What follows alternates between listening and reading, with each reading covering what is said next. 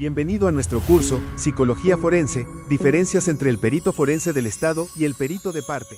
Lo menciono, es clave para seguir sumando esfuerzos y traerles estos contenidos novedosos. Así que por favor, coméntenos desde qué parte del Perú o del extranjero se están conectando. Ahí por el chat leía que Sergio o Jonathan, creo, son de Huánuco. Así que por favor síganos escribiendo por ahí para saber de qué parte del Perú nos siguen, ¿no? Para los que todavía no me conocen, mi nombre es Giovanna Gómez, soy coordinadora académica de IEDUCA, que forma parte de IA Psychology. Para quienes aún no nos conocen, somos una empresa dedicada a ofrecer servicios psicológicos en diversas áreas como clínica, educativa, organizacional, terapia psicológica, investigación y recientemente estamos incursionando en la innovación y educación de salud mental. Ahora sí, antes de cederle el espacio a nuestros grandes invitados de hoy, por favor, les recordamos que si tuvieran preguntas en el trance que nuestros ponentes estuvieran dando la ponencia respectiva, escriban por el chat. En caso no pudiéramos responder en ese momento, lo haremos al final. Además, les recordamos, por favor, que minutos antes de que termine el webinar, estaremos compartiendo el enlace para el registro de su asistencia, que es equivalente para la constancia gratuita del cual se hacen acreedores, ¿no? Ahora sí, dejando todo muy en claro, esta noche tenemos el privilegio de contar con unos invitados muy especiales que prometen pues darnos información maravillosa y enriquecedora para todos nosotros, ¿no? Así que les pido por favor un aplauso virtual para la licenciada Andrea Peláez y el licenciado Rommel Padilla. Andrea es psicóloga clínica por la Universidad Peruana Cayetano Heredia, es especialista en psicología forense, criminal y penitenciaria. Además, es cofundadora y CEO del grupo Equilibria. Por otra parte, el licenciado Rommel Padilla es psicólogo clínico con enfoque en terapia cognitivo-conductual, es perito de parte y consultor en R. Padillas, abogado y asociados. Y actualmente está cursando la segunda especialidad en psicología jurídica y la maestría en psicología en psicología y de la salud. Así que mucho gusto tenerlos por aquí, licenciados. Adelante, este espacio es todo suyo. Así que pueden comenzar por presentarse, licenciados Andrea y Romero. Perfecto. Muchas gracias, Giovanna. Buenas noches a todos. Es un gusto estar en esta ocasión con ustedes en esta noche. Siempre es bueno estar actualizándose constantemente y siempre es bueno empezar con algo, ¿no?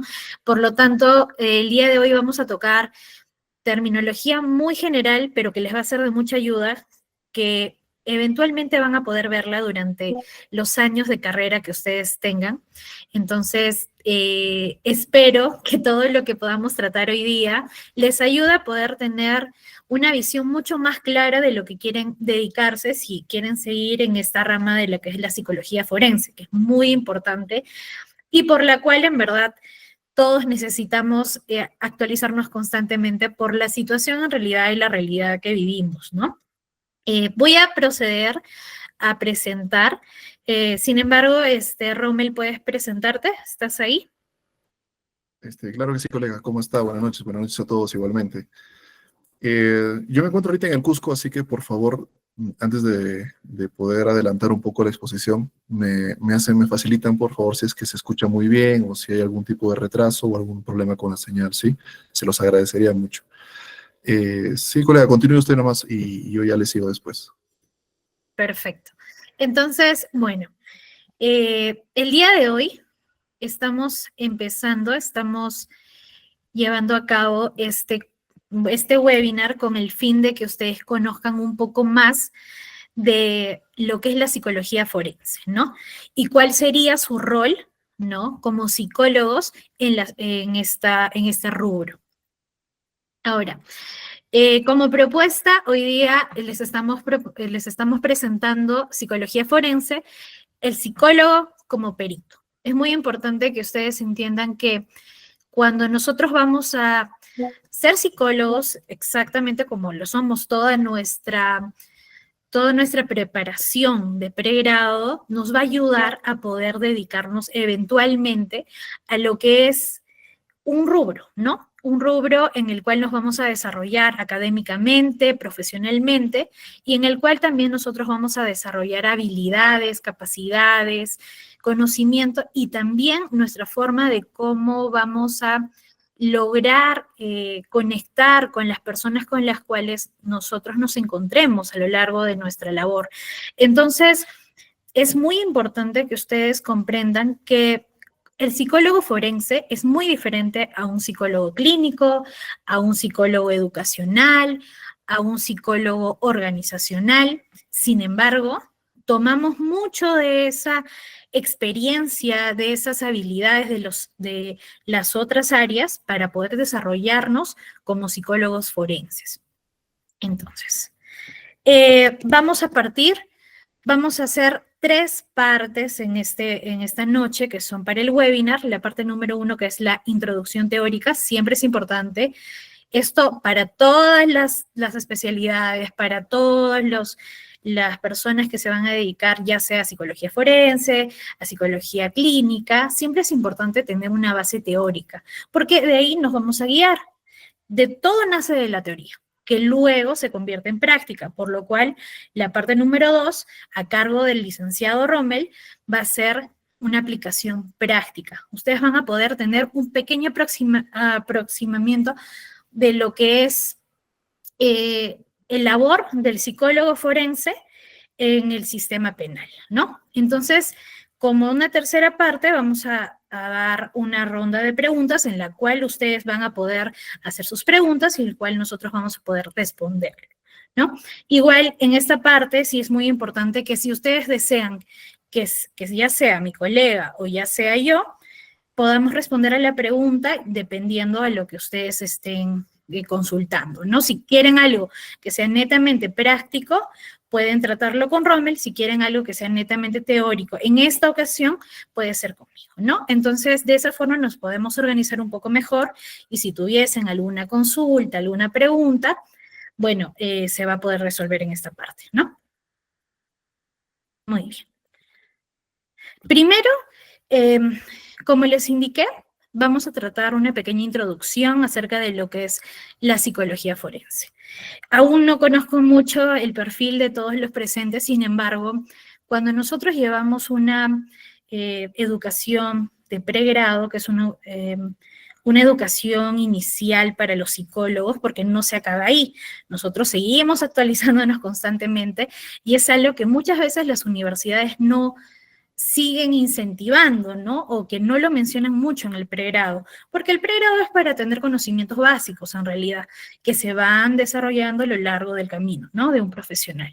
Sin embargo, la psicología jurídica, de donde nace la psicología forense, tiene muchas áreas de investigación, como la psicología del testimonio, la criminología, ¿no? Entonces, los psicólogos, en verdad, podemos desarrollarnos en varias áreas, ¿no?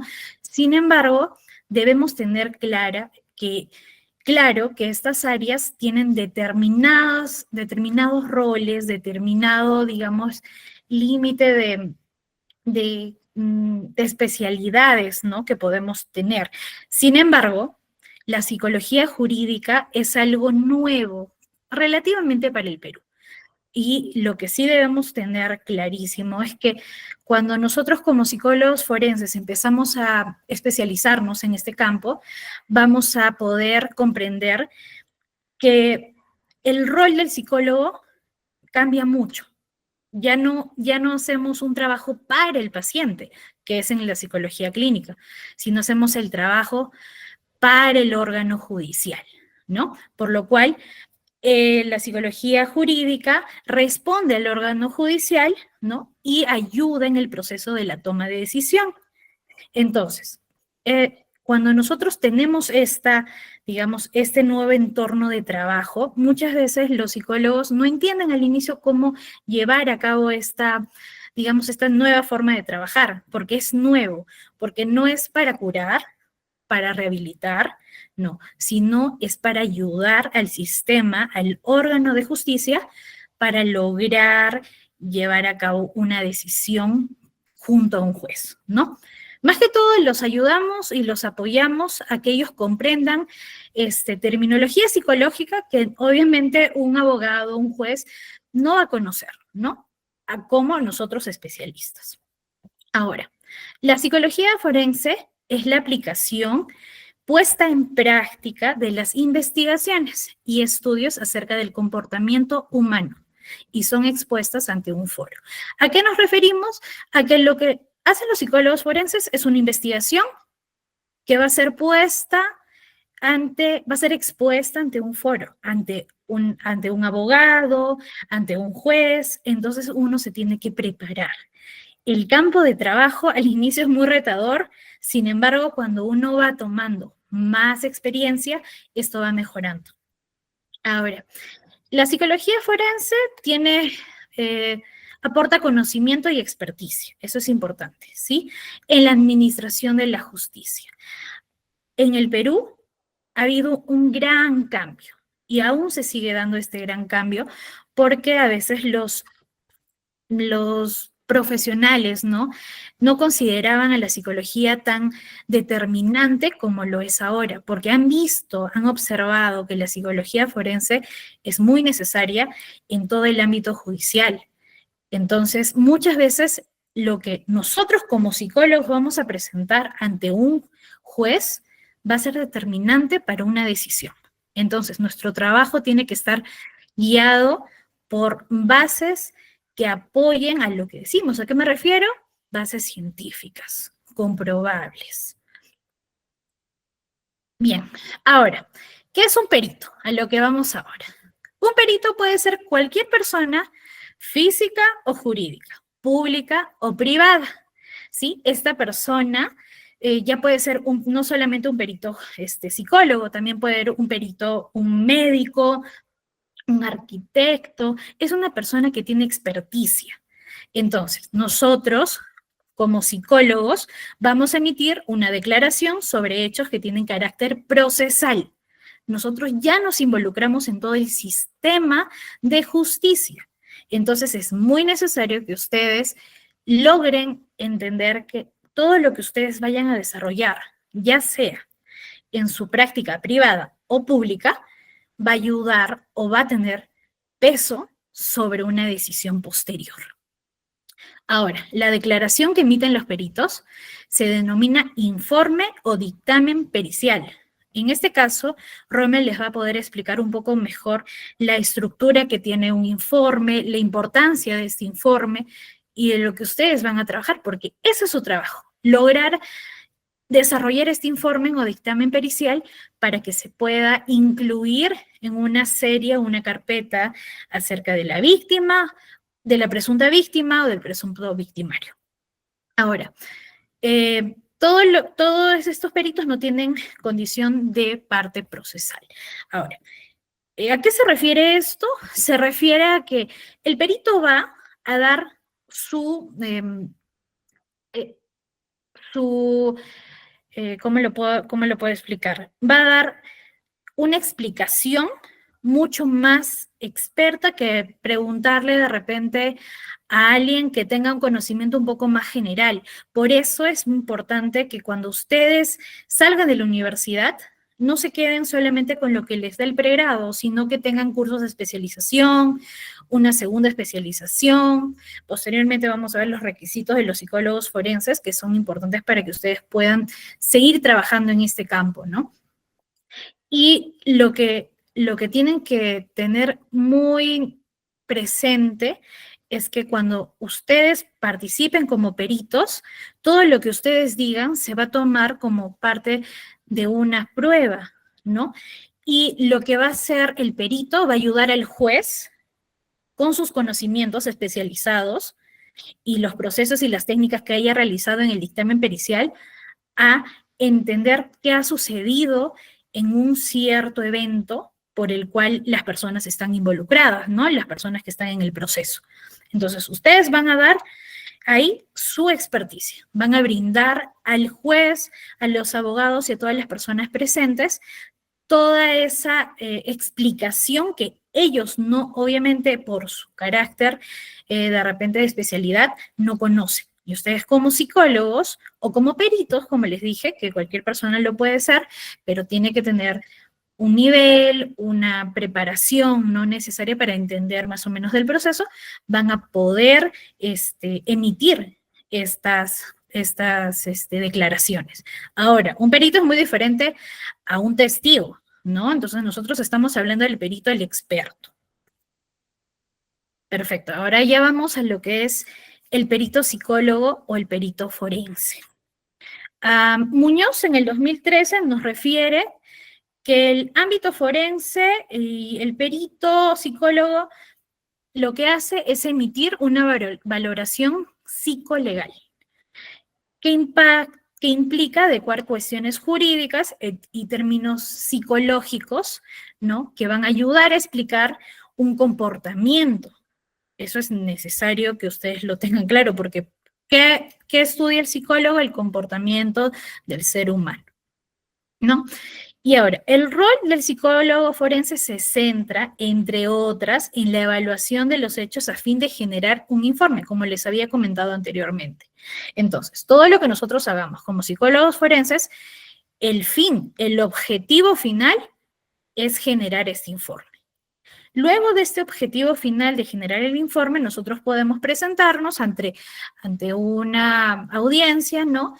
Y poder brindar una explicación un poco de repente más amplia acerca de este informe con preguntas que les puedan hacer los abogados.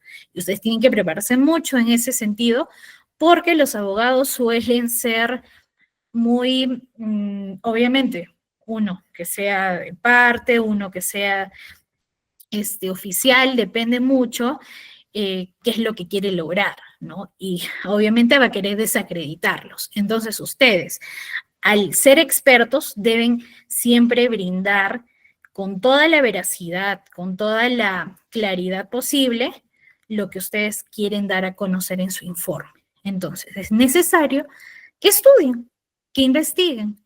Desde ahora yo les digo algo que es muy importante en la psicología forense es la investigación, conocer técnicas, conocer la importancia de la búsqueda de teorías, la búsqueda de bases científicas comprobables, ¿no? Que sean evidencia empírica.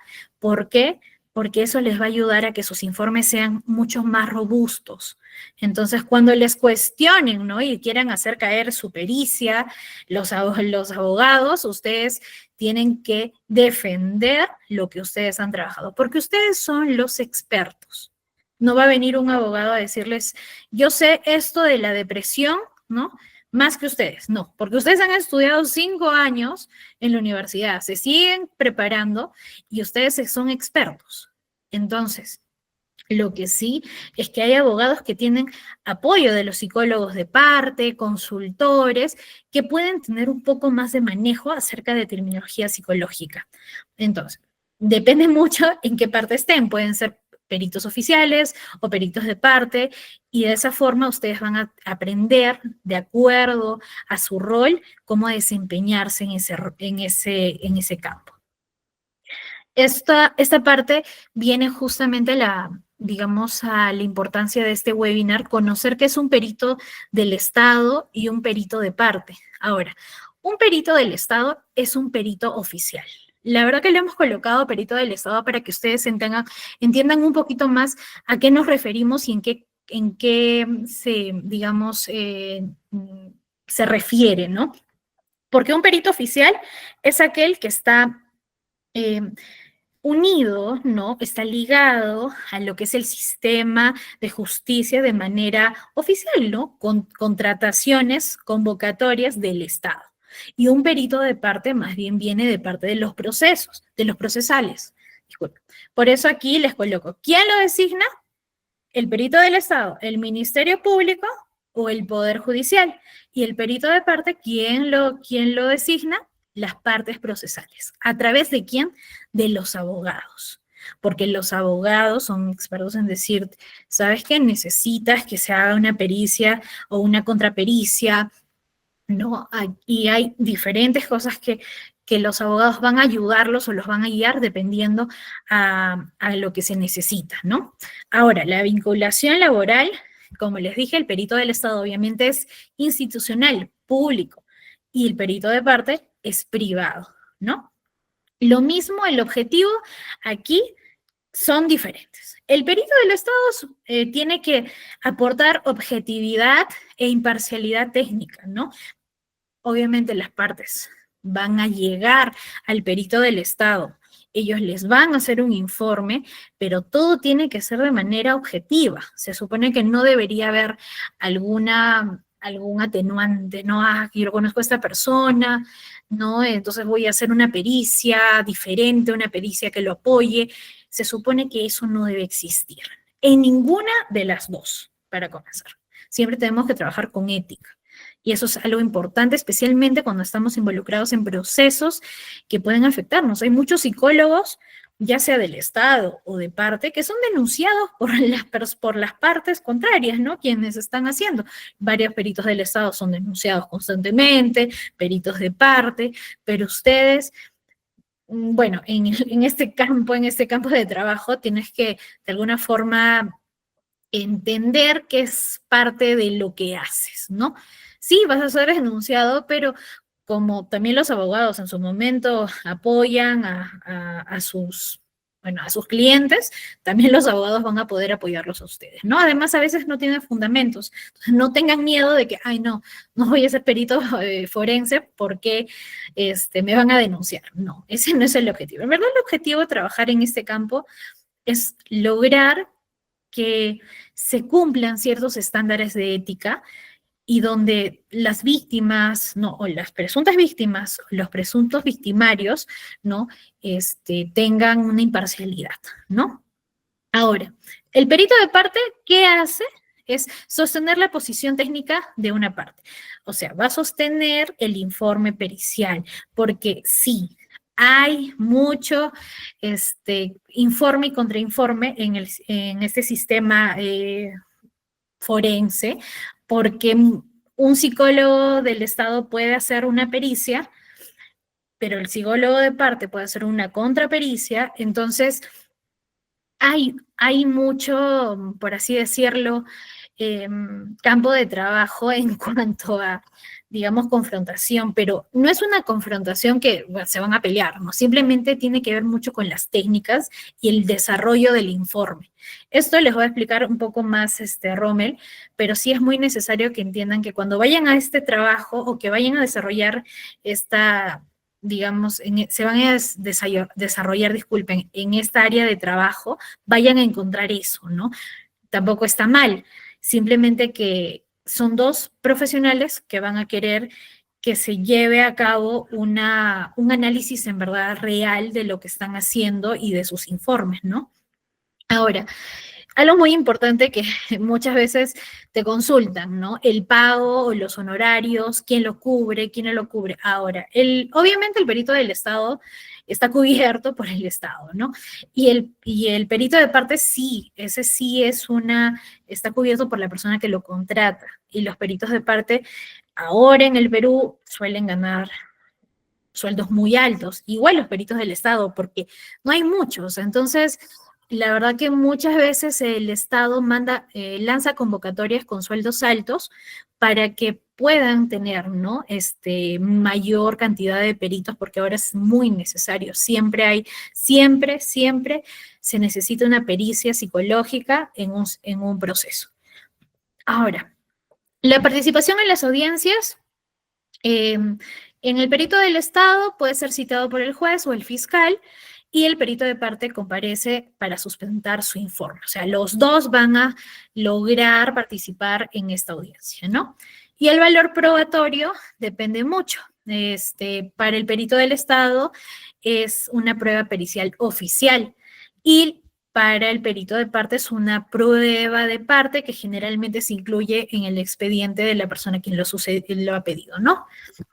Y acá les coloqué con un link el Código de Ética Deontológica de los Psicólogos del Perú para las personas que son extranjeras, porque es muy importante que ustedes revisen estos documentos que tienen que ver con ética, porque al ser psicólogos forenses, ustedes tienen que seguir un comportamiento impecable para que luego no lo usen en su contra. ¿A qué me refiero? Deben estar debidamente colegiados, habilitados, realizar esas pericias en ese momento de habilitación, porque cuando ustedes no están habilitados, pueden haber problemas posteriores. Entonces, revisen siempre estos reglamentos, no solo en Perú, sino en varios países, porque son estos documentos los que muchas veces hacen que las pericias se las bajen los abogados, ¿no? Entonces se pierde de repente una prueba importante para el proceso y es algo que no se quiere hacer,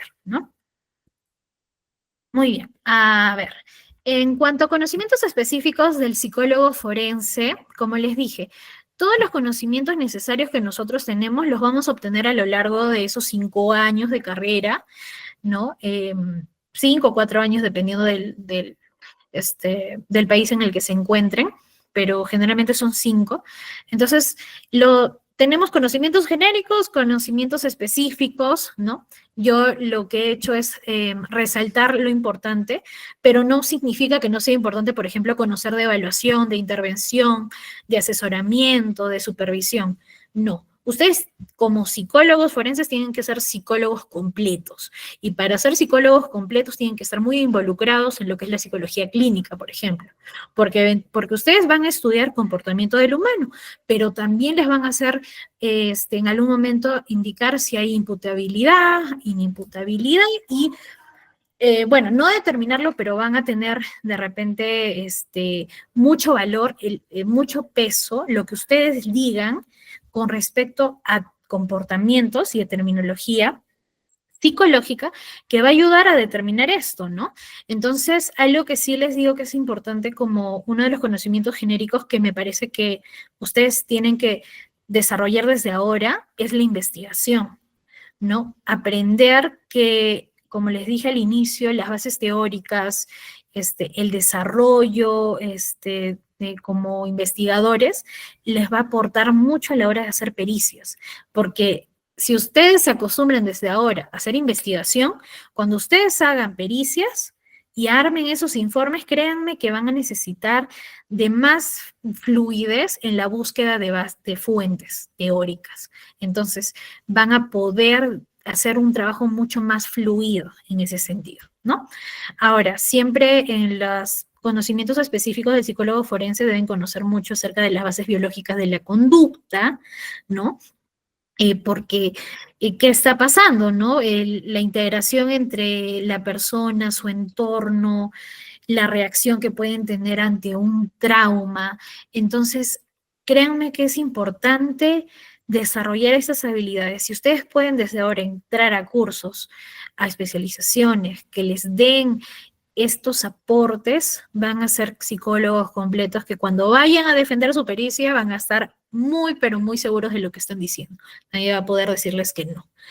Las bases cognitivo-afectivas de la conducta, el aprendizaje, la memoria, muchas veces muy importante, la memoria es algo que siempre se evalúa, la percepción, cognición, el pensamiento, ¿no? La motivación es algo que en psicología forense se ve mucho, porque ¿qué motiva a una persona a hacer tal cosa, no? Digamos, en un caso de violencia, ¿no? ¿Qué lo motiva? ¿Cómo ha sido su entorno? En un homicidio. Entonces, son cosas que nosotros como psicólogos, si lo vemos, son muy necesarias, ¿no? Y créanme que por eso los psicólogos de parte existen, porque los abogados conocen la importancia del psicólogo digamos, en estos campos que son un poco más, no solamente es por arribita, ¿no? Hay que conocer mucho, hay que especializarnos. Ahora, las bases sociales de la conducta, ¿no? La socialización. Esta persona es una persona social, es una persona que en verdad no tiene contacto con muchas personas, que ha pasado. Es importante tener en consideración, este cuadrito me parece que es muy necesario para que ustedes lo vayan investigando un poco más, ¿no? Ahora, las bases individuales de la conducta, que ahí vemos enfermedad, afectación psicológica, funcionamiento intelectual, historia del aprendizaje. En el informe pericial hay una parte que dice historia familiar, historia individual, créanme que esas partes que nosotros de repente consideramos como que una anamnesis, ¿no? Algo que trabajamos mucho en psicología clínica va a ser importante en este campo de trabajo. Por eso les digo, tienen que ser psicólogos completos, conocer de la psicología clínica, conocer también de psicología educativa, porque va a haber casos donde incluso la escena se dé en un ambiente escolar, tienen que saber cuáles son los atenuantes, qué está pasando. Eso es importante. Y bueno, y otras habilidades, otros conocimientos como estadísticas, ¿no? Que, bueno, eso es más que todo investigación, ¿no? Que ustedes van a hacer eventualmente. Espero que sean investigadores que logren que este campo, ¿no?, de trabajo crezca más. Ahora, tenemos lo que son las dimensiones de evaluación del psicólogo forense. Como acá les dije, ¿no? Hay un contexto clínico y un contexto forense, ¿no? Y este cuadrito nos ayuda un poquito más a diferenciar, ¿no? Lo que hace un psicólogo forense de un psicólogo clínico y por qué es diferente, ¿no? El contexto clínico, primero que todo, busca un psicodiagnóstico, ¿no? Y un tratamiento posterior. ¿Y qué hace un psicólogo forense? Se determina de acuerdo al sistema legal, ¿no? Ven qué es lo que está sucediendo, pero su objetivo no es un tratamiento, no es una intervención, sino es responder a la solicitud del juez, ¿no? Del fiscal también. Ahora, algo importante aquí es que una persona no asiste a un psicólogo forense porque quiere, ¿no? Es porque está obligado o es necesario que lo haga. En cambio, en el contexto clínico, la persona va, se siente mal, tiene un problema emocional, entonces busca ayuda, busca apoyo, entonces la persona va de otra forma. Por eso el comportamiento entre una persona que ustedes tratan en el contexto clínico y un contexto forense es muy diferente, ¿no? Bueno, el tema de lo que es la validez, también es necesario poder evaluar esto con mucho detenimiento en el contexto forense, ¿no? Porque en el contexto forense, lo que ustedes evalúen va a tener una carga, un peso, va a ser determinante para ciertos, ¿cómo le digo?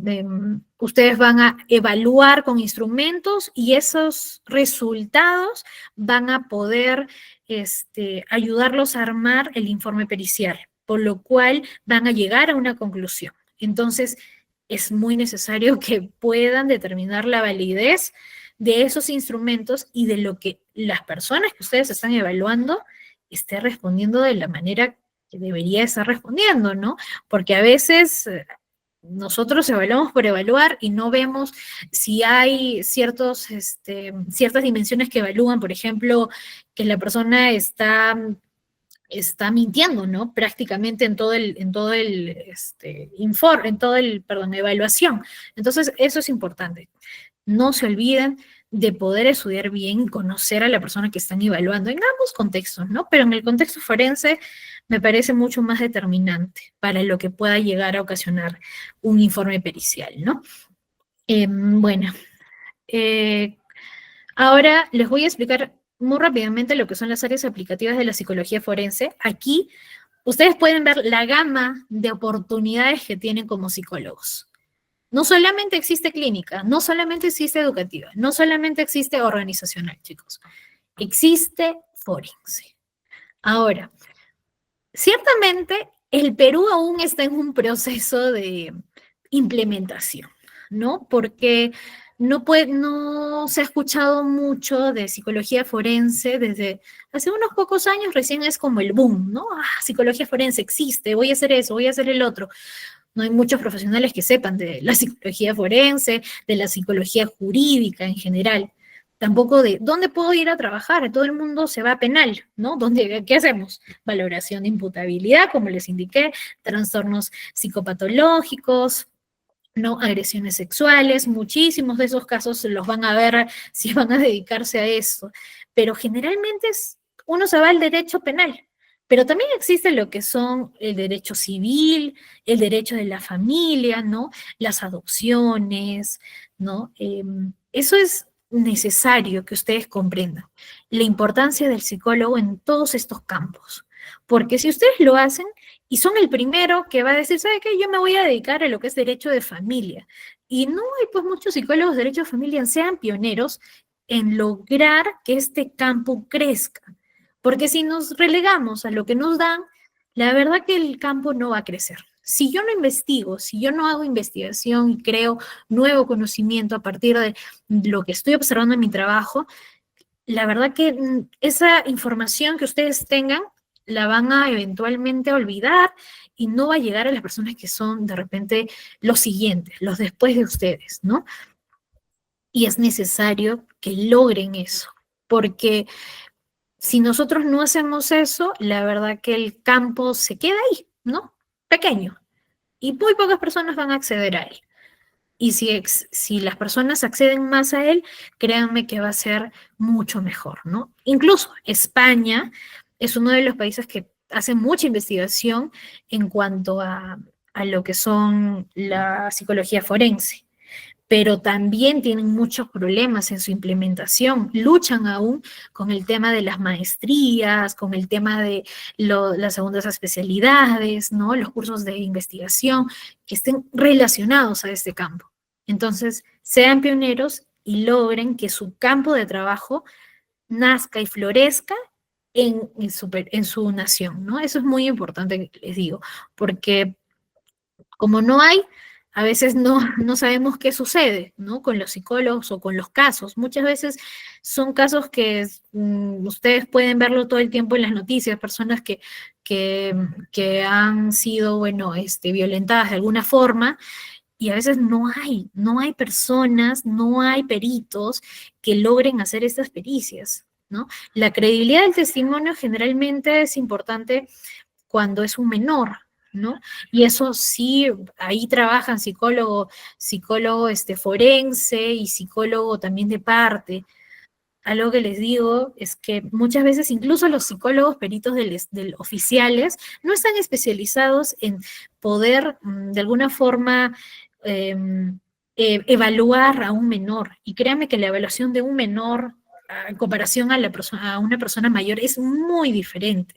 Un niño no va a entender lo que tú le estás preguntando si le empiezas a hablar de manera técnica. Un niño es más lúdico, necesita otras herramientas, otras técnicas, ¿no? Entonces, especialícense, busquen cursos, busquen conocer, pregunten, tengan un mentor. Yo tuve la fortuna de tener una mentora excelente que me ayudó a conocer el campo de trabajo, sí, era una perito oficial, una perito del Estado, ¿no? Conocí un poco más, también las limitaciones que ellos tienen, ¿no? Entonces, vean toda esta gama, estas diapositivas van a ser para ustedes, entonces vean que aquí tienen mucho campo de trabajo, solamente tienen que aprender a hacerlos crecer, ¿no? Y bueno, aquí lo que justamente les estaba hablando es acerca de la realidad de la formación en el contexto peruano. En este momento, según investigación, solo existen 3 universidades que brindan una segunda especialidad de lo que es psicología forense. ¿Por qué les digo segunda especialidad? Porque sí hay maestría, pero me parece que solo hay maestría en la continental. Pero hay maestrías oficiales en España. ¿Qué pasa? Que cuando tú quieres ser un perito forense, perdón, un perito de parte, para ser perito de parte tienes que cumplir unos requisitos muy largos, extensos, Romel les va a poder comentar, para lograr llegar a ser un perito de parte, ¿no? Porque te piden muchas cosas.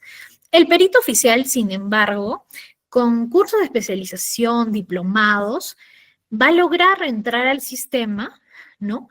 Sin necesidad de repente de una segunda especialidad, pero yo siempre les recomiendo, la segunda especialidad les va a dar muchos puntos para comenzar en sus convocatorias y los va a ayudar a siempre estar actualizados. Ahora, los cursos de actualización, importantes. La investigación nos da nuevos datos todo el tiempo. Créanme que en este momento se están subiendo 5 artículos, 10 artículos, 1000 artículos acerca de lo que es violencia sexual y cuáles son las nuevas características que tienen. Porque hace unos años sabíamos una cosa, ahora sabemos otra. ¿Por qué? Porque es investigación. Por eso es necesario actualizarse constantemente. Si lo pueden hacer desde ahora, háganlo, ¿no? Estas son las únicas opciones en el territorio peruano que nosotros tenemos para lograr una segunda especialidad, peritos de parte, ¿no? Sí los invito a conocerlo porque si ustedes quieren ser peritos de parte, van a tener que hacer una segunda especialidad obligatoriamente. Segunda especialidad, maestría, todo lo que tenga que ver o esté relacionado con lo que es psicología forense. Y también no se olviden de que la psicología clínica también es necesaria, es importante. Ahora, bueno, pasamos a la segunda parte que es con Rommel y luego pasamos a la ronda de preguntas. Gracias, Andrea. Bueno, como hemos visto, Andrea ha hecho una detallada, ¿no?, explicación de la parte teórica, conceptual, de esta diferenciación entre los peritos que pueden haber tanto a nivel un perito oficial o un perito de parte. Y sin destacar también el mismo psicólogo, nada más, ¿no? Yo quisiera hacer una pregunta, de repente lo pueden contestar. En esta parte, ¿ustedes creen que un perito de parte y un perito oficial pueden tener o mantener su objetividad o su imparcialidad? A ver, David, ¿por qué no? A ver, Zainé me dice que sí es posible, pero también depende del pago de sus servicios. ¿Cómo así? O sea, si me pagan menos, no les doy una conclusión favorable. Y si me pagan más, sí. ¿Algo así lo estás poniendo o cómo sería? Me gusta un poco interactuar con el público. ¿Por qué? Porque esta parte es un poco más práctica. Yo no voy a explicar mucho conceptualmente hablando, sino quiero ver cómo ustedes han aterrizado las ideas que Andrea ha explicado. A ver, ¿cómo dice? Enrique dice, los peritos de parte siempre van a parcializarse al que los contrató. Existen peritos de parte que concluyen afectación, porque si no, no les pagan. Ok. Roza un poco, a ver, lo ético, ¿no? A ver qué tan ético eres de ser objetivo con tu pericia y qué tan, vamos a poner, bueno, sí, qué tanto interés tienes también para poder lucrar con ese informe. En psicología forense no hay buenos ni malos, solo buscan terminar la psique del cliente en el momento. Digamos que el perito de oficial, por ejemplo, el que trabaja para el Estado, ¿mantiene o no mantiene su imparcialidad? ¿O está defendiendo siempre al víctima o al victimario? Luis Ángel dice que ambos deben ser objetivos. Justo Andrea estaba hablando sobre la ética, justo también les voy a dejar el link ahí también, ¿no? Claro, o sea, lo que ustedes tienen que tener en cuenta, lo que un perito hace es evaluar, o tanto sea la persona víctima o victimario, o ya sea evaluando una pericia oficial, manteniendo siempre la objetividad e imparcialidad. ¿Por qué? Porque si tú no mantienes esa objetividad a la hora de ir a audiencia, por ejemplo, para que te llamen a un debate pericial, por ejemplo, ante un juez o ante otro psicólogo de parte que está ahí, ya sea oficial o de parte, tú tienes que saber defender la metodología aplicada, la teoría aplicada, y vamos a poner así los argumentos científicos que estás aplicando. Por ejemplo, hay teorías que explican, por ejemplo, la violencia, ¿no? Si hay una sola teoría para explicar la violencia y una persona que ha sido violentada y otra persona que le ha evaluado a esa persona, dice ya tiene una afectación psicológica, que también vamos a hablar un poquito de eso también porque es una conclusión que no se ve en el ámbito clínico. ¿Ustedes creen que esa persona que ha sido afectada psicológicamente y el perito oficial? Claro, pues, puede ser. Saine dice que los peritos de parte suelen tener fama de que adiestran al cliente a favor del caso. Puede ser variable, eso depende. Los peritos de parte no es que adiestren al cliente, sino simplemente saber qué está buscando la parte, qué es lo que quiere defender, qué se le ha pedido evaluar. Por ejemplo, si Si es un agresor sexual, por ejemplo, o supuesto agresor sexual, y en el oficio o se le ha pedido que se le haga una evaluación de un perfil psicosexual. Si sale en su pericia o sale en el informe psicológico, esta persona tiene indicadores o alteraciones en su conducta que hacen que esta persona pueda tener tendencias a ser un agresor sexual, como en su pericia de parte, eso no le va a convenir obviamente al abogado que lo va a defender, pero tú puedes manipular esa información. Cuando te llamen a audiencia, puedes manipular esa información que se va a basar tanto en interpretación de pruebas psicológicas, en evaluación científicas, en tu metodología de investigación. ¿Se va a poder manipular esa información? ¿Sí o no? ¿Qué dicen ustedes? ¿Es posible manipular esa información? Sabiendo las teorías, como psicólogos, conociendo las teorías que podemos conocer, por ejemplo, las dinámicas de poder, que es una de las teorías también que se maneja a nivel de violencia. ¿Se va a poder manipular esa información? Una vez emitido y presentado el informe, no, claro.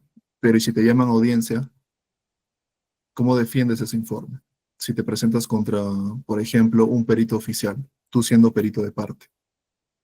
Exacto. Luis Ángel dice que no se puede manipular esa información porque tu sustento, ustedes tienen que tener en claro algo, tu sustento científico y tu perfil como perito de parte está en juego. O sea, tú tienes que hacer tu informe psicológico en base a una metodología científica.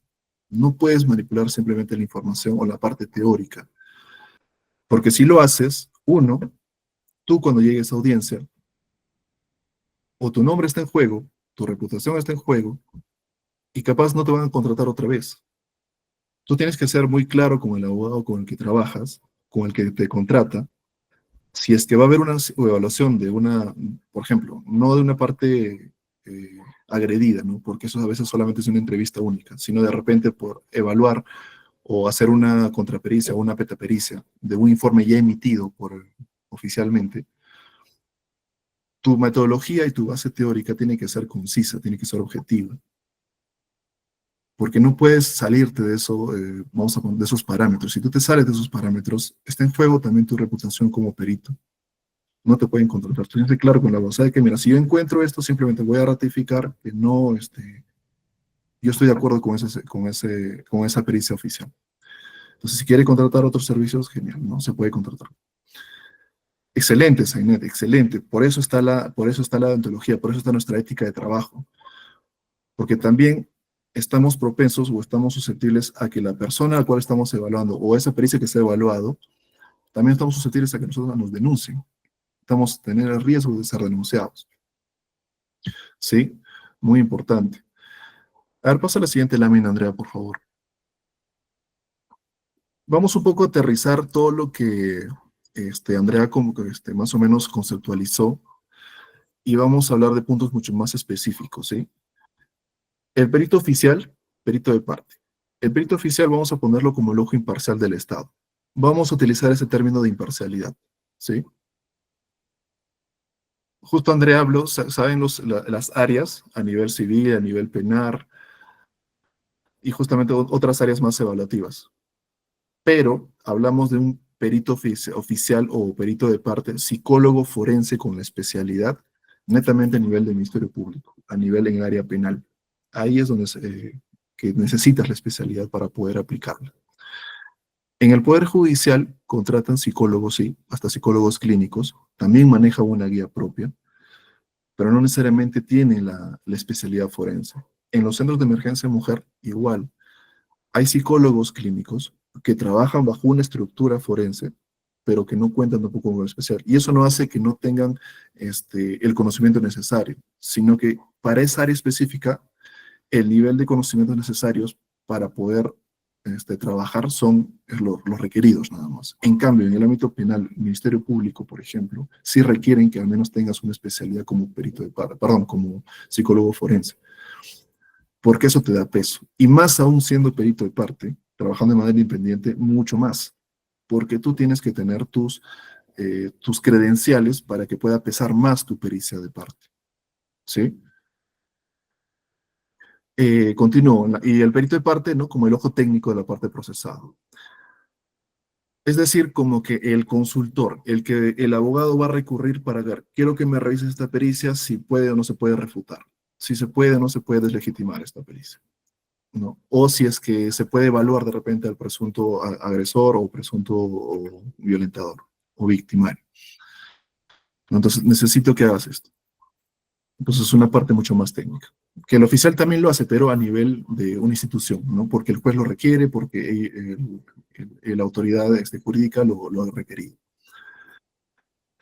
Vamos a hablar, por ejemplo, en la parte de perito oficial, el alcance y la autonomía. Hay que entenderlo porque su pericia oficial se presenta como un documento único, ¿sí? Que se refleja en el análisis institucional y técnico, ¿sí? Por ejemplo, ¿no? Si pensamos que un psicólogo forense del Instituto de Medicina Legal, al que se le encarga evaluar, por ejemplo, la afectación psicológica de una niña víctima de abuso sexual, ¿en qué va a consistir su trabajo? En que va a aplicar una metodología rigurosa para determinar las secuelas que ha dejado este delito, ¿no? O este trauma, sin presiones externas. Por eso que se maneja mucho, por ejemplo, en el caso de abuso sexual, en la cámara Gesell, ¿sí? Porque es una entrevista única y un informe único que se emite. Y sin presiones externas, por eso está esa autonomía que tiene. A diferencia de que en el perito de parte, que sí puede haber una injerencia, ¿por qué? Del abogado, justo como lo que estaban mencionando ustedes, comentándolo, que puede haber una manipulación. ¿Por qué? Porque el abogado obviamente va a querer que su informe favorezca a su patrocinado. Y eso no es que esté mal, pero sí como tú como profesional y como psicólogo y queriendo tener un nombre también o hacerte un nombre, tú tienes que también informar y explicar la metodología en la cual tú trabajas. Si no solamente es por querer tener el dinero, agarras un caso y hacer la pericia y hacemos la pericia y manipulamos la información y ahí a la hora de la hora, ¿cómo defendemos esa pericia? ¿En base a qué? ¿Sí? El informe que emita será una prueba clave. Tiene que ser objetiva, tiene que mantener cierta imparcialidad. Bueno, en este caso oficial tiene que haber una imparcialidad, ¿no? Para la audiencia y para el juez, ¿no? Hablamos también aquí de la parte del ojo técnico. Vamos a ver el perito de parte. El asesoramiento es estratégico y de soporte.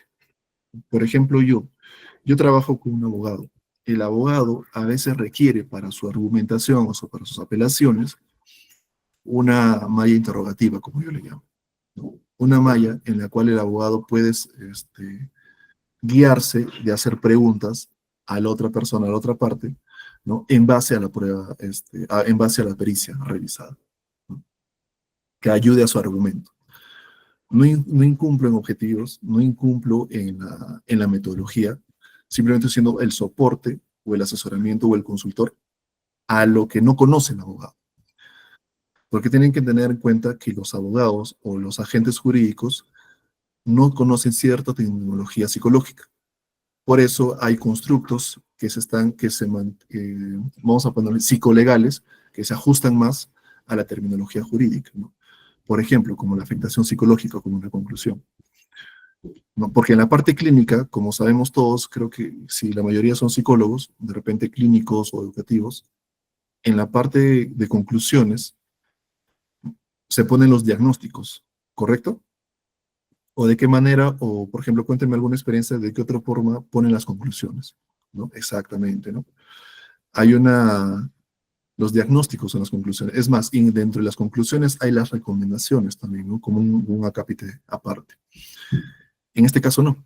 En este caso hay que evaluar si la persona evaluada tiene una afectación psicológica, tiene un daño psíquico, o tiene una reacción ansiosa, o si se ha pedido un perfil psicosexual, realizar que si tiene tiene alteraciones psicosexuales, ¿no?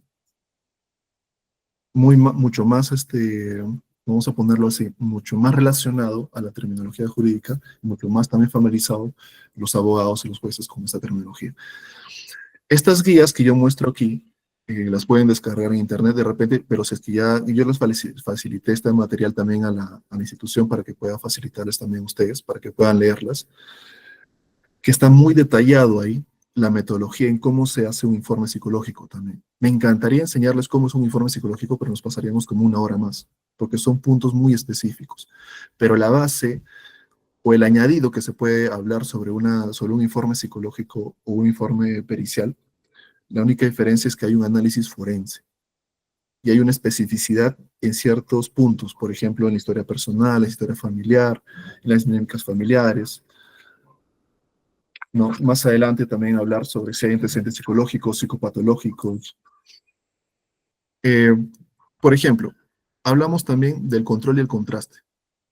¿A qué se refiere con control y contraste por parte vamos a hablar del perito de parte? Puede realizar su propia evaluación o también puede revisar algún informe, como justo lo estábamos mencionando, de manera crítica, ¿no? Del perito oficial.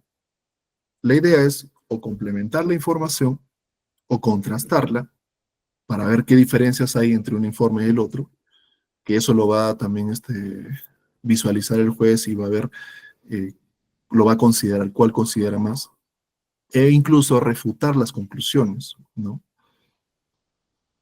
Vamos a hablar también de que este control y contraste analiza los informes de otros peritos e identifica posibles inconsistencias en la metodología.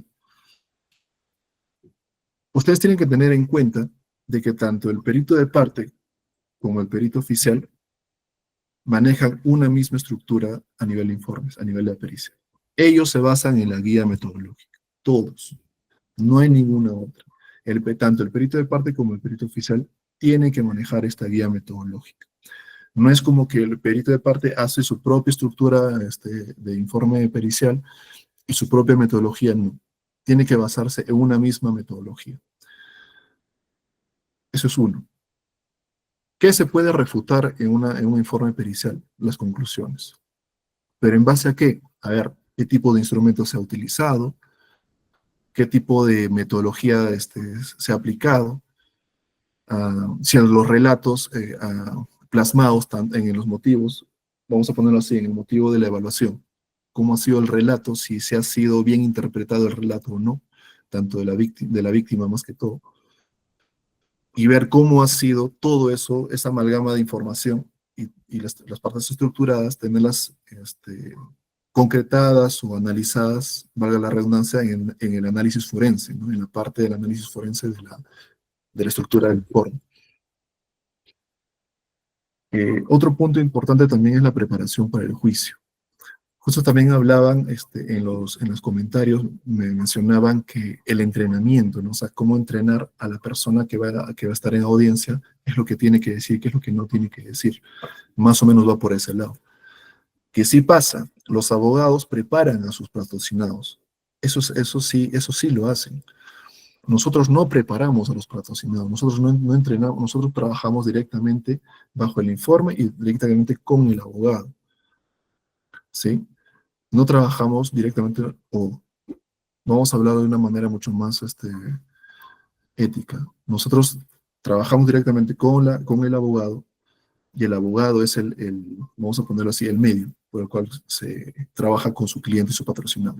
Nosotros damos la información al abogado y el abogado es el que ya prepara sus argumentos para el juicio, ya sea a nivel de preguntas, ya sé qué es lo que no tiene que decir su patrocinado, bajo la asesoría que nosotros hemos tenido al abogado, ¿no? Y bajo también qué tipo de delitos se está preparando, ¿no?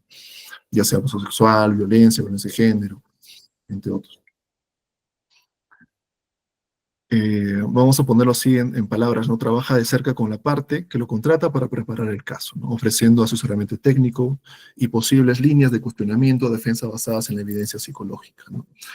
Posibles líneas de cuestionamiento. Si bien es cierto, nosotros podemos refutar en un informe pericial, pero también nosotros podemos refutar haciendo una consultoría con el abogado. Yo trabajo con un abogado como consultor.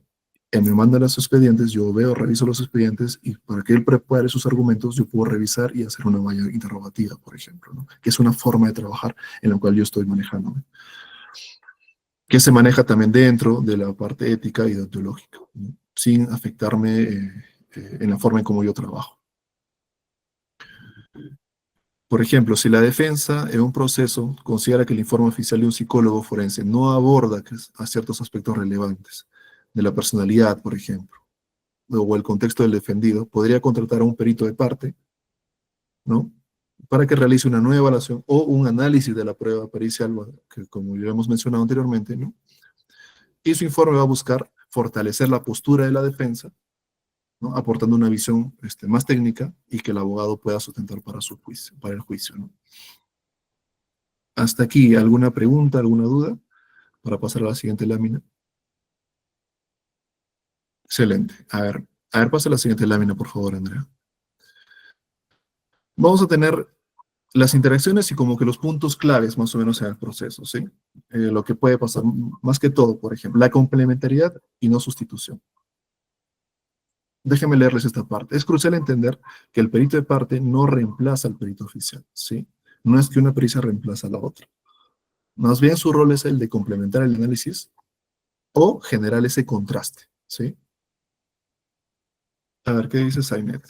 Me dice, muchos peritos oficiales confunden las características de personalidad y factores de vulnerabilidad con los indicadores de afectación. Correcto, correcto, correcto. Lamentablemente, de repente andamos un poco en las falencias del sistema, que en los peritos oficiales hay una mecanicidad, ¿sí? Hay una mecanicidad. Los peritos de parte tenemos como que la libertad de poder tener, o sea, bajo la misma metodología y bajo la misma estructura de la guía forense, pero tenemos cierta libertad para poder de repente, que también lo tienen los peritos oficiales, solo que no lo aplican por esta mecanicidad ya establecida a veces en el sistema, de por ejemplo aplicar pruebas que ya están mucho más valoradas que las que utilizan los peritos oficiales. Los indicadores mucho mejores, o los constructos psicológicos mucho más actualizados, mucho, mejor dicho, no actualizados, sino mejor fundamentados, bajo bases teóricas, que los de peritos oficiales, ¿no? Justo por eso es que hay esa confusión. Inimputabilidad del investigado. Sí, correcto. Tienen que también en cuenta una cosa, el informe pericial que se hace es una prueba más dentro del proceso penal, ¿sí? Es una prueba más. A veces, eso ya depende también del sistema judicial o depende de los jueces, si es que tiene relevancia mayor o no, ya sea en caso de abuso sexual, violencia de género o entre otros delitos. ¿Sí? Es una prueba más. Ahí ya es rol de los abogados cómo utilizan esa pericia para complementar todo su bagaje, pues, vamos a poner así, probatorio. Ya no es necesariamente que solamente se utiliza este documento y ya en base a este documento se emite el juicio. No es así. Hay que entender que el informe pericial es una prueba más en el expediente del peritado. ¿Sí? Hay que entenderlo eso. En el debate pericial, en un juicio, ambos informes, ¿no? Tanto el oficial como el de parte, pueden ser objeto de debate. Correcto. Los peritos son llamados a explicar y a defender sus conclusiones ante la audiencia, tribunal, como se le llame también en estos países, también se le llama tribunal. Yo quiero que, a ver, me digan una cosa, en la experiencia propia de repente ustedes, o de repente mandando preguntas, ¿qué tipo de preguntas puede haber entre dos psicólogos que están auditados? O sea, que se les ha llamado para hacer un debate pericial, cada uno con sus informes, y los abogados pertinentes de cada parte, ¿qué preguntas les pueden hacer? Yo quiero hablar de términos generales, no específicamente sobre los delitos, porque obviamente depende, ¿no? Dependería del delito, dependería qué cosa ha hecho en su informe. Pero ¿qué preguntas hacia al azar pueden salir de los abogados para deslegitimar el informe pericial? Y ustedes como psicólogos están expuestos a responder esas preguntas y están obligados también a responder, porque eso también va a hacer que el juez va a valorar qué tanto, qué tanto conocimiento tienes para poder defender su pericia. Entonces yo quiero saber ustedes qué tipo de preguntas pueden llegar a hacer los abogados a ustedes como peritos de parte, ¿no? O futuros peritos de parte o peritos oficiales. Ya, sea afectación o no, según su caso, ya. ¿Qué otra cosa más los abogados te pueden preguntar? ¿O qué otras preguntas creen que se les ocurren a ustedes que un abogado puede preguntar? Hay preguntas que hacen que de verdad ustedes se pueden sorprender, ¿eh? Que a veces ni siquiera es de la pericia misma. Los leo, los leo. Ustedes manden nomás las preguntas y yo les voy a decir que si es posible o no es posible. Miren, por ejemplo, hay abogados que para poder deslegitimar su pericia, a veces no solo, ya puede ser eso, correcto. Mira, esa pregunta todavía está más sujeta todavía a la pericia. ¿Qué metodología utilizó? ¿No? Metodología deductiva, ¿no? Método deductivo, hemos aplicado un método científico, hemos habido una observación, explicar, ¿no? La metodología. Pero, por ejemplo, hay preguntas que salen, que te pueden preguntar, y hasta hay ejemplo de eso que he visto también por internet, a veces en audiencias grabadas. A ver, dice Zainet. A ver, termino con lo que digo. Que hay preguntas, por ejemplo, que dice, ¿qué ustedes responderían si les preguntan, como peritos ahí que están sentados, y el abuelo pregunta, ¿su pericia tiene una metodología científica? Ustedes pueden decir sí. Y les van a preguntar, ¿y la psicología es una ciencia? ¿Es una ciencia exacta? Les van a preguntar. ¿Ustedes qué responderían ante eso? A ver, mientras lo piensan, voy a estar leyendo lo que puso Zainet. Por ejemplo, en el caso de la presunta víctima de violencia psicológica por parte de pareja, que también ha sufrido o está sufriendo violencia psicológica por parte de su padre o madre, ¿cómo diferencia usted que la afectación que ha hallado corresponde al hecho denunciado y no al hecho de la violencia no denunciado por la parte familiar? Muy buena pregunta. Ahí, por ejemplo, en el relato, ustedes en el relato, en la parte principal del motivo de evaluación, tienen que preguntar en base al hecho. Uno, ¿cuándo sucedió el hecho? ¿Quiénes estaban? Nombres completos, las fechas exactas, o no tan exactas, pero al menos que tengan noción, porque ahí también vas a poder saber si tiene noción o no noción de lo que está viviendo la persona evaluada. Diferenciar descriptivamente si ha habido violencia anteriormente, antes del hecho, y si ha habido violencia después del hecho. Eso se pone descriptivamente en el informe. No se puede omitir esa información. ¿Sí? Porque si lo pones muy ambigua la información, salen esas preguntas como lo puso Zainet.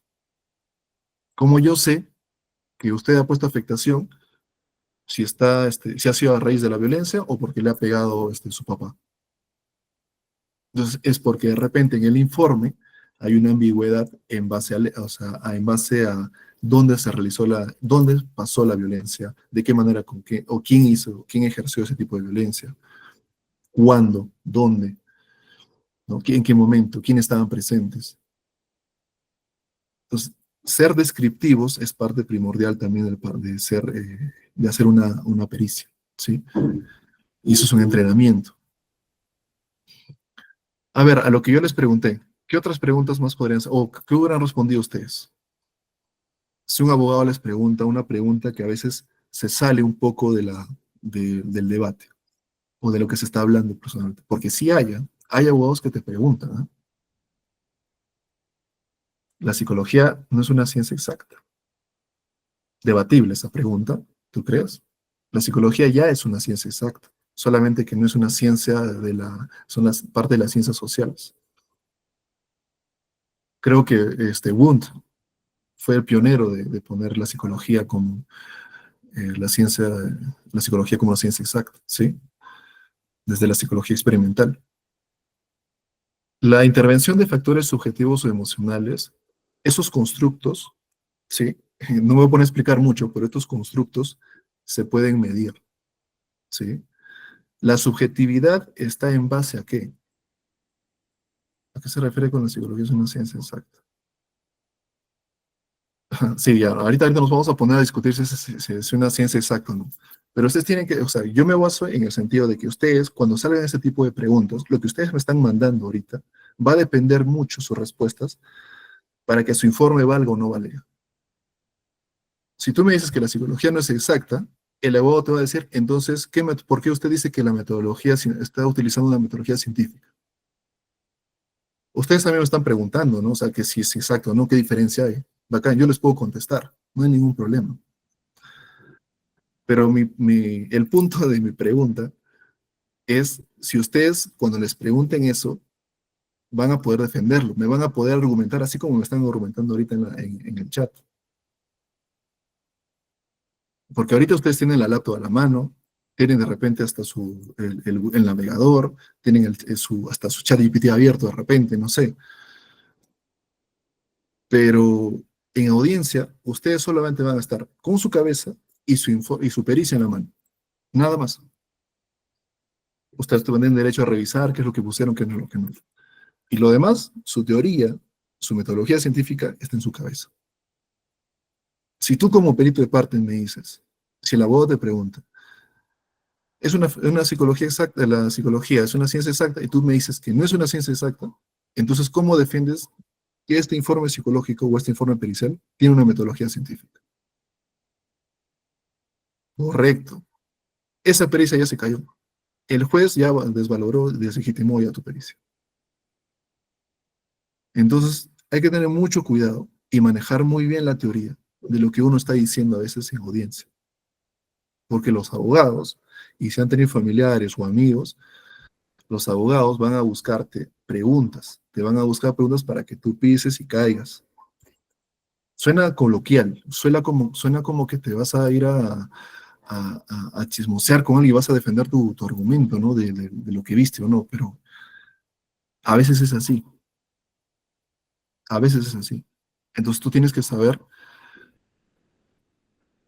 claro, en este caso sí se caería, porque si tú contestas como que la psicología no es exacta y te contradices con que sí, he utilizado una metodología científica, esto ya lo va a valorar el juez. No va a decir, entonces este perito oficial o de parte, bueno, de repente no tiene la pericia suficiente, ¿no? O no tiene la experiencia suficiente. Entonces, voy a tener en cuenta ese punto.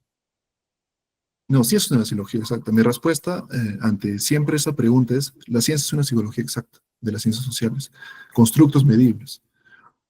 Hay herramientas que miden esos constructos, hay pruebas psicológicas que miden esos constructos de manera psicométrica. ¿Sí? Puedo hablar de un autor, William Wood, que felicitó la psicología, pionero de la psicología experimental, que instauró las bases pilares para que la psicología se considere como una ciencia exacta. Listo. No hay que desarrollar más. Eso es tal cual. Ahora, ¿qué otras preguntas más ponen? Por eso les digo, ustedes como psicólogos ahorita, usted tiene que hacerse un autoanálisis de decir en qué o sea, qué falencias tengo a nivel teórico.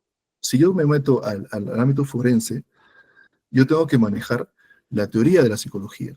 Teorías, psicología evolutiva, psicología social, la psicología de la víctima, del victimario, psicología del testimonio. Entonces, este tipo de teorías hay que saberlas manejar bien. Por ejemplo, en la guía metodológica de evaluación, por ejemplo, ahí también, en la guía, pone puntos muy particulares en las cuales, qué teorías están manejadas para realizar estas pruebas, ¿no? Por ejemplo, a ver, déjenme buscar aquí que lo tengo en físico, no lo tengo virtualmente, pero aún sí creo que se los pasé. Bueno, sí, no lo tengo señalado ahorita, pero no voy a perder mucho tiempo en explicarles un poco más la guía. Pero sí, si se las pasa, genial, ustedes van a tener el tiempo de revisarlas. Pero hay enfoques, por ejemplo, el enfoque de género, hay el enfoque de la violencia, el enfoque de intergeneracionalidad, de intersectorialidad. O sea, hay un montón de enfoques en los cuales también se basa la guía para sustentar cómo se hace una pericia de parte.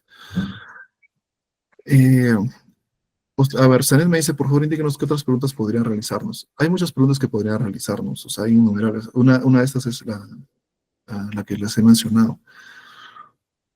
Otras pericias, las preguntas también pueden basarse también en la misma pericia, ¿no? ¿Por qué usted pone afectación psicológica si en la observación de conducta usted lo ve bien? Usted está describiendo la observación de conducta y usted lo ve que está bien, que está atento, que es colaborativo, que atiende a lo que usted está diciendo, está predispuesto a la entrevista,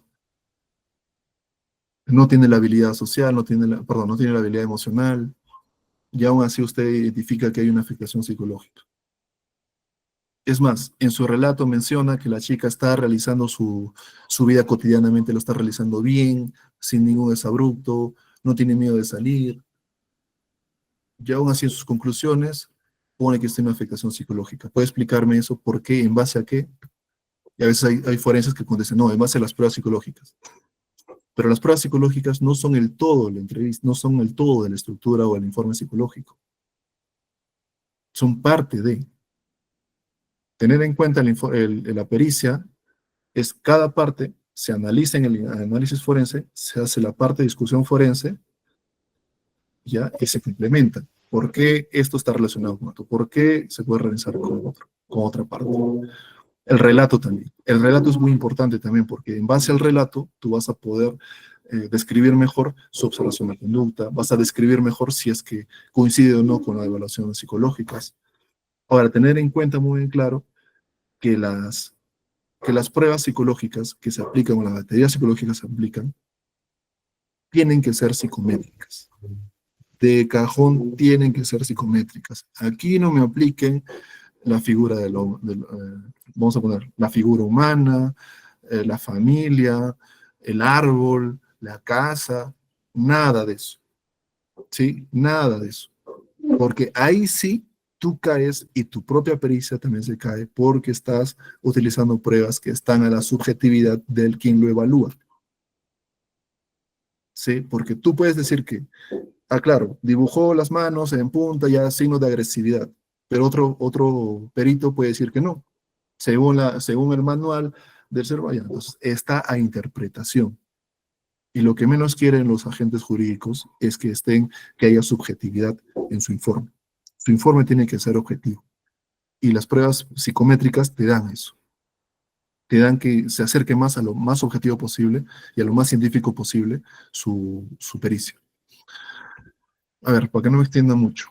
Estamos en el punto de la evaluación judicial, ¿no? El juez puede finalmente valorar todas las pruebas en conjunto, correcto, incluye los informes de ambos peritos. El juez no está obligado a seguir ciegamente el informe oficial o de parte, ¿no? Pero la solidez técnica, justo lo que estábamos hablando, ¿no? Pero la solidez técnica y la fundamentación de cada pericia puede influir significativamente en su decisión.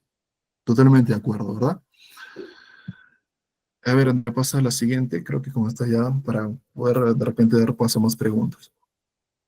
Aquí puse un extracto, o de más o menos, cómo, en base a qué se hace una conclusión, ¿sí? Y la afectación psicológica, cómo es que se fundamenta esta afectación psicológica. ¿Ya? Esto también se encuentra en la guía, ¿sí? Esto es un extracto que yo saqué de la guía. De acuerdo a Muñoz, en el 2013, en el ámbito forense, el perito hace una valoración psicolegal que implica adecuar cuestiones jurídicas a términos psicológicos, ¿correcto? El concepto de afectación psicológica es un constructo psicolegal que ha sido asumido por el Instituto de Medicina Legal y Ciencias Forenses en los documentos técnicos normativos anteriores.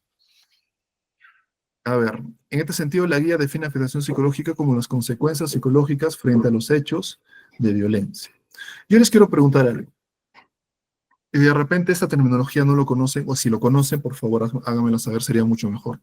¿Qué diferencia habría entre una afectación psicológica y un daño psíquico? ¿Han escuchado la terminología del daño psíquico?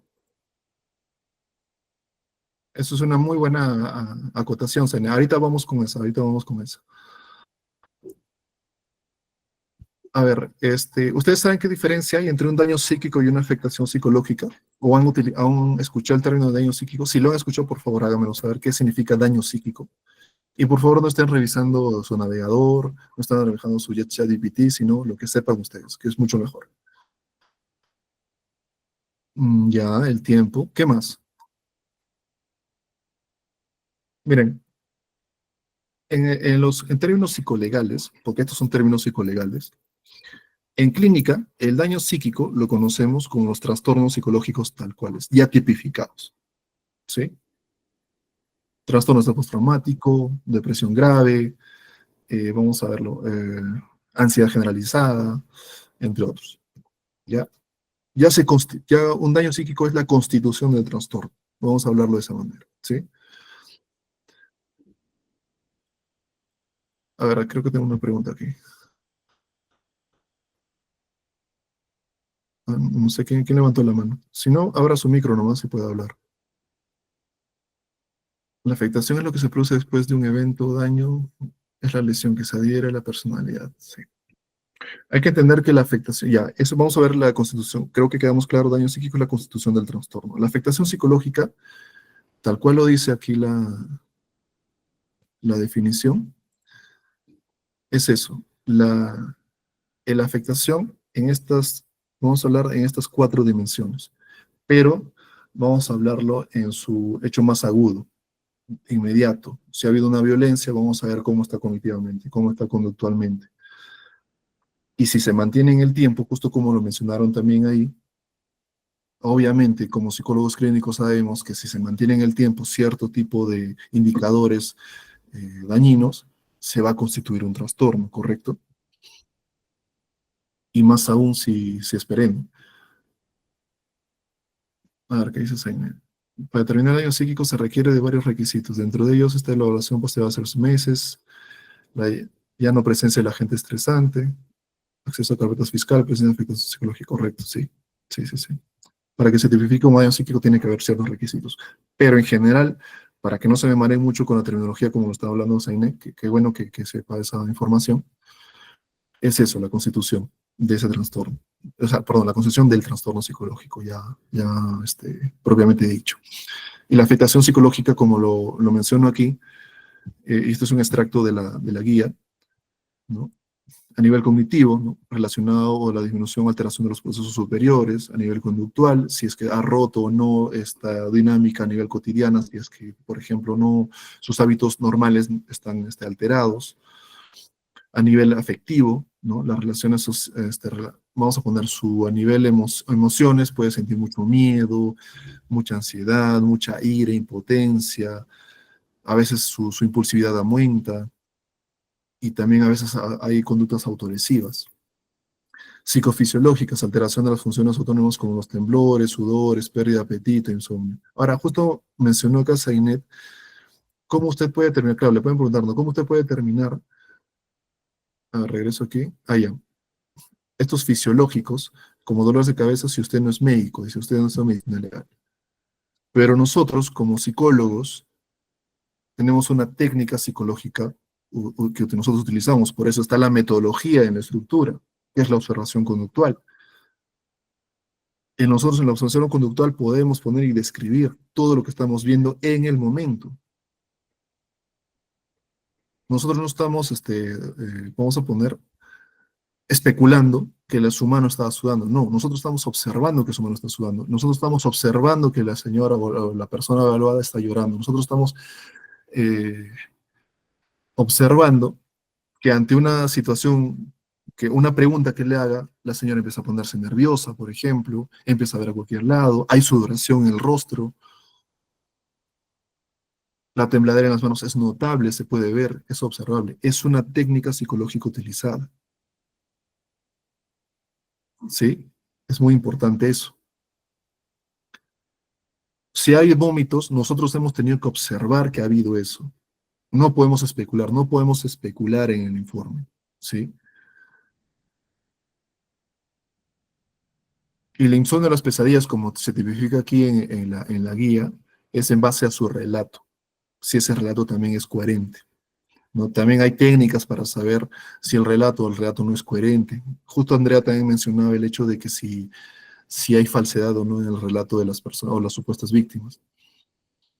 Lamentablemente aquí no hay una guía, eso sí, eso es una falencia de repente que sí lo he visto revisando artículos científicos, que en España y en México sí lo hay, de hacer una valoración del testimonio. Aquí en Perú no hay eso. No puedes poner tú en tu informe si miente o no miente. Eso no se hace, no lo ponen, porque no hay una guía en cual se basa esa, esa acotación. ¿Sí? Tú no puedes poner en tu informe, la supuesta víctima tiene indicios de que ha mentido. No te puedes basar en eso, porque no hay algo que lo sustente. ¿Sí? No hay una guía que lo sustente, no hay una valoración de testimonio que lo sustente. Tú como psicólogo como psicólogo forense, en el relato tú puedes detectar si puede o no puede mentir dependiendo cómo haces la forma de las preguntas, ¿no? Ascendentes, descendentes, si él ya se puede recordar del derecho al revés o del revés al derecho, ¿no? Y de acuerdo a eso tú puedes hacer una valorización. La mitomanía, ¿de dónde proviene? Yo creo que son muchos factores. Infancia, a nivel social, factores personales. Yo creo que eso es una pregunta mucho más clínica. Entonces hay que tener en cuenta eso, ¿sí? Cuando analizamos la afectación psicológica, estas dimensiones no se presentan de manera aislada, ¿sí? Hay que tener en cuenta que se interrelacionan. Si te afecta cognitivamente, si estás afectada cognitivamente, eso va a afectar en tu conducta. Eso lo sabemos, somos psicólogos. Si algo nos afecta emocionalmente, también va a tener una consecuencia cognitiva. Y viceversa, todo está interrelacionado. Si no es que solamente, me afectó cognitivamente y ya. O sea, por ejemplo, me robaron y ya, no existe eso. A ver, si no existe una guía sobre periodística sexual, ¿cómo emiten sus conclusiones tanto el perito de parte como el oficial, dado que las conclusiones y evaluaciones sobre actividades son ya determinadas en su guía? En los perfiles psicosexuales, por ejemplo, no hay una guía que lo estipula, pero ya está, ¿cómo lo dijo? Yo tuve un mentor, Víctor Ceballos se llama. Habló mucho también sobre esta pregunta, sobre los perfiles. No hay una guía que especifica cómo se puede evaluar hacer un perfil psicosexual, específicamente, sino a nivel general, que la guía también lo menciona. Pero como ya está instaurado en el sistema, ya se hace como tal cual, como un perfil psicosexual. A veces hasta los jueces piden un perfil de personalidad, que tampoco se pide así. No hay eso, tampoco está como una guía. Por ejemplo, a nivel de civil también puede determinar si hay una alienación parental. No hay una guía de alienación parental específicamente, por ejemplo, a menores. Bacán sería que se creen unas guías mucho más específicas para cada tipología, ¿no? Para cada tipificación. Pero como como varios años ya lo están usando, ya se usa este tipo de perfilamientos, entonces no se objeta, no hay una contrariedad. Lo que sí se objeta, ¿por qué? Porque afecta tanto a las partes como al oficial, es esta valoración de testimonio. Si miente o no miente, si esa persona tiene una tendencia a mentir. Nosotros como psicólogos podemos poner, de acuerdo, por ejemplo, las pruebas psicológicas que se han aplicado, porque hay pruebas psicológicas que pueden dar si la persona ha contestado o no ha contestado, si es válida o no válida, o que tenga una disabilidad social, que también se le conoce también en algunas pruebas como la de Milon, por ejemplo, que nos dan que esta persona sí está queriendo mentir, pero eso se describe, ¿no? La prueba psicológica arrojó tales puntajes y dando cuenta que la persona tiene rasgos tal. Sin embargo, vamos a ponerlo, sin embargo, se tiene que destacar que hubo una deshabilidad social por parte del entrevistado, ¿no? Porque unas preguntas las contestó, ¿no? De acuerdo a su percepción propia, o algo así, ¿no? O sea, una redacción mucho más específica. Ya el juez valorará o nos preguntarán a nosotros, ¿no? Si es que eso emite o no emite una mentira. No, nosotros estamos hablando en base a las pruebas psicológicas, nada más, ¿no? Bueno, como conclusión, ya creo que esto quedó muy claro. Para la conclusión, vamos a hablar las conclusiones, ¿no? Recapitulando un poco la práctica, ¿no? El perito oficial es un servidor público imparcial y designado por un tribunal, audiencia, un juez, las autoridades o agentes jurídicos, ¿no? Con informe busca la verdad técnica. El perito de parte, por otro lado, es un profesional contratado por las partes para asesorarlos, ¿no? Complementar o contrastar la pericia oficial. Vamos a hablar de un sistema robusto. Sí, ambos roles son esenciales para un sistema de justicia robusto. Idealmente hablando, sería increíble, ¿no? A nivel de Perú. La interacción entre el perito oficial y el perito de parte enriquece el debate probatorio. Permite un análisis más exhaustivo de los hechos y, en última instancia, contribuye a un juez tenga una información más completa y fundamentada para tomar decisiones justas con casos tan sensibles como, por ejemplo, abuso sexual. Yo creo que, de repente me extendí, van a disculparme si me extendí un poco, pero esto puede dar para más. Ni siquiera hemos hablado mucho sobre la estructura propiamente dicha, hablando del informe de una pericia psicológica, ¿no? Pero quiero que quede claro un poco el hecho del rol como nosotros como psicólogos tenemos en distintos ámbitos de la vida. Por ejemplo, a nivel judicial es muy importante. En el ámbito jurídico es esencial nuestro trabajo, porque también depende mucho tanto de las partes de las víctimas como de los victimarios, o supuestas víctimas o supuestos victimarios. y tener en cuenta esa responsabilidad que tenemos nosotros de que nuestra pericia puede o no meter a una persona a la cárcel si es inocente o no, o nuestra pericia puede hacer que esta persona pague su condena y se haga justicia también. Eso tener en cuenta, ¿sí? Y a informarse. El ser un perito, como lo ha dicho hasta Andrea en la conceptualización, es ser un experto. ¿Y qué quiere decir experto? Es que tú tengas una base teórica, una base científica muy bien arraigada para poder hacer un informe, ¿sí? Bueno, conmigo sería todo. Yo les agradezco mucho que me hayan escuchado.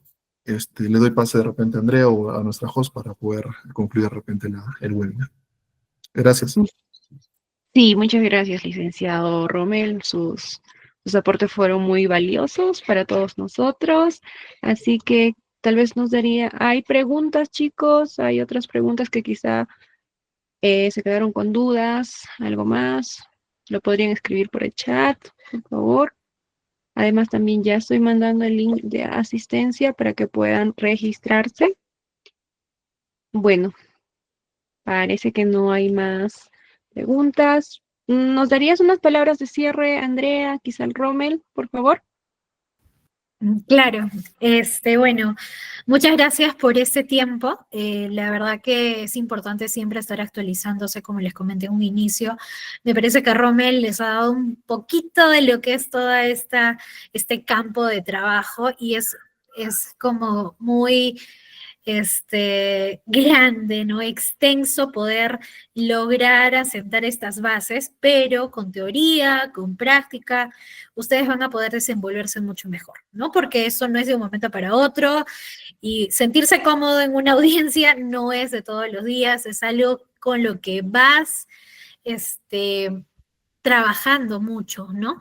Entonces, igual en esta parte les voy a indicar que en esta presentación ustedes tienen este icono de carpeta, van a poder ingresar y ahí hay una serie de recursos a los cuales ustedes van a poder acceder para poder leer, ¿no? Yo les digo siempre que lean mucho, que les va a ayudar. Créanme que en un momento cuando necesiten defender su pericia, van a tener ese conocimiento y no van a dejar que nadie les refute en lo que ustedes son expertos, ¿no? Y bueno, y más que todo invitarlos a que próximamente se va a aperturar un curso, ¿no? Teniéndonos a Rommel y a mí como parte de y espero que puedan acceder a este curso y se puedan seguir actualizando, que puedan desarrollar habilidades que van a tener eventual repercusión en su formación académica. Entonces, solo espero que, bueno, que lo hayan disfrutado y nos estamos viendo en una próxima fecha. Hasta luego. Gracias, Andrea. Gracias, Rommel. Quizá, Rommel, ¿tienes algunas palabras de despedida o eso sería todo? No, agradecer más que todo a la audiencia que ha estado muy participativa, me ha gustado eso mucho. El hecho de este tipo de webinar también genera eso, ¿no? De que puedan preguntar, que puedan, a veces hay preguntas que ni siquiera se les ocurre, ¿no? Pero excelente, me parece bien. Acá mucho estaba viendo el chat y están preguntando por cuánto gana un psicólogo, cuánto gana elaborar un perfil psicosexual. Les voy a contestar igual que me contestó mi mentor. Me dijo que el dinero no puede moverlos para ser un psicólogo forense. Sí, si bien es cierto, puede ser un motivador, no la van a pasar mal, yo les aseguro, pero no puede ser un motivador para que ustedes puedan llegar a tener una vocación en la psicología forense. ¿Sí? Si ustedes ser un buen psicólogo forense, el dinero siempre va a haber. ¿Sí? Así que yo me despido, esta es una oportunidad. Sí, muchas gracias también igualmente a la host, Andrea, también mi colega, yo me despido con ustedes. Muchas gracias, Rommel y Andrea. Y sí, bien público, próximamente se va a llevar a cabo un curso de la mano con Rommel y Andrea. Ya lo estaremos publicando en nuestras redes sociales o en nuestra comunidad iEduca. También para comentarles que este mes ya de agosto tenemos el curso de terapia de esquemas maladaptativos que va a empezar el 26 de agosto con el magíster Edwin Vilches, que tiene una maestría en la Universidad Internacional de La Rioja. UNIR y España. Y además, el 3 de septiembre, el próximo mes, que ya no queda nada, iniciamos también el curso de evaluación neuropsicológica y rehabilitación cognitiva a cargo del magíster Fernando Esqueche, que es por la Universidad Cayetana Heredia, ¿sí? Así que sin más, me despido. Muchas gracias por ser partícipe de estos webinars y de estos cursos que llevamos a cabo para poder actualizarnos cada vez más. Cuídense. Psicología, cuidamos tu salud.